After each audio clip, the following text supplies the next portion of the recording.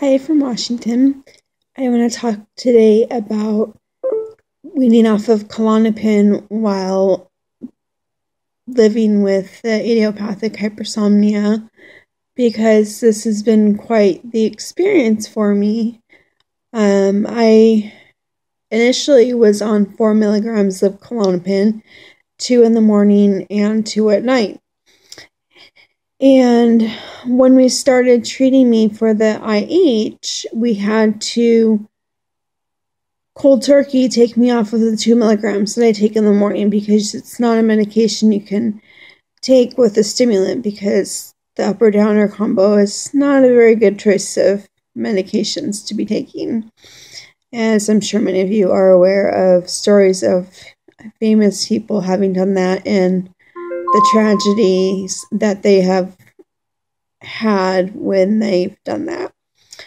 So anyway, about 2 weeks ago, I finally asked if we can work on weaning off the last 2 milligrams of Klonopin because I'd taken another medication that has an anti-anxiety factor in it, and I didn't see the point in taking 2 medications to help with the anti-anxiety that I do have. So we went from 2 milligrams to 1.5, which I believe we're doing for 2 months because the prescription was written for 2 months. Now, I don't know if I'm correct on that or not, but that's at least the starting point that we have. And 2 weeks will be, the last full 2 weeks will be tonight of the 1.5 milligram dosage. Now, with idiopathic hypersomnia, many of you know this causes you to sleep long hours, and that's why many of us take stimulants like the dextroamphetamine, which is what you all know I take, is the dex.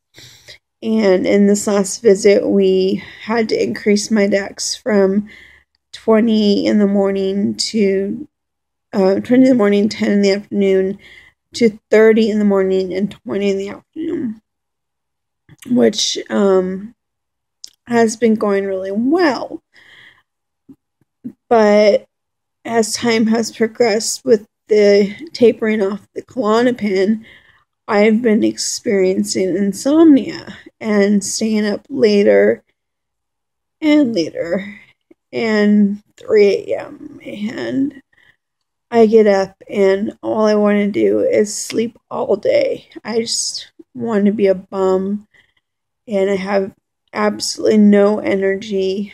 I feel very, very lethargic and I don't have the energy to do much of anything at all. And I feel like I do before I had the dex to take, and I actually came to a conclusion that I don't want to put the chemicals of the dex into my body anymore because they're not helping. Even if I bring back my old friend energy drinks or a venti caramel frappuccino because it's happy hour from 3 to 5 at Starbucks through May 10th, but none of that is helping at all. So last night I slept 13 hours. I turned 2 puzzle lock alarms off in my sleep, and I missed 2 phone calls that were close in succession, even though the phone was right next to my head. So basically, I am facing living my life with the IH symptoms again, and having to choose between that and weaning off of the Klonopin.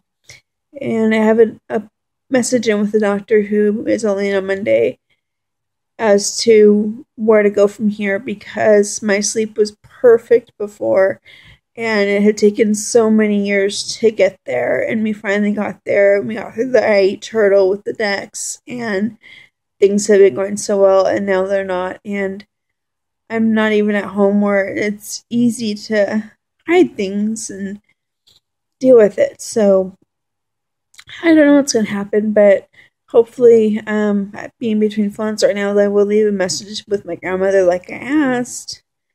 Tomorrow, I'm doing 2 weeks from tomorrow.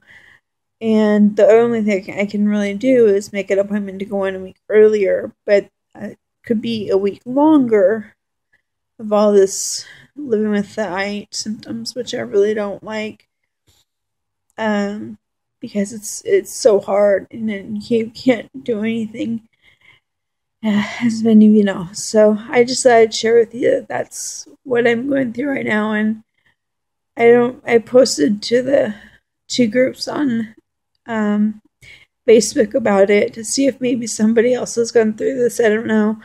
I'm also in a group on there for benzodiazepine withdrawal symptoms as a support page, and I told them today that I would rather be addicted to the Klonopin for the rest of my life than to have to go through this period of time living with the IH symptoms and not having medication to control it. In all honesty, that's how I feel. And if you've ever taken medications for IH that hasn't worked, or you've lived with the IH symptoms and lived it yourself, I think you would understand why I said that.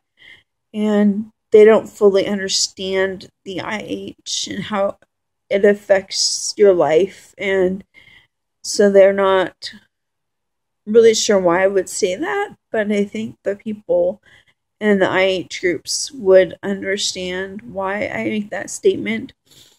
But at this point, I just feel so hopeless and powerless, and that's not feelings that I want to be having. So hopefully I get news from the doctor tomorrow that I can just go back to my old dose, and we're going to forget the tapering, but I really don't know what's going to happen. As always, thanks for watching. Bye.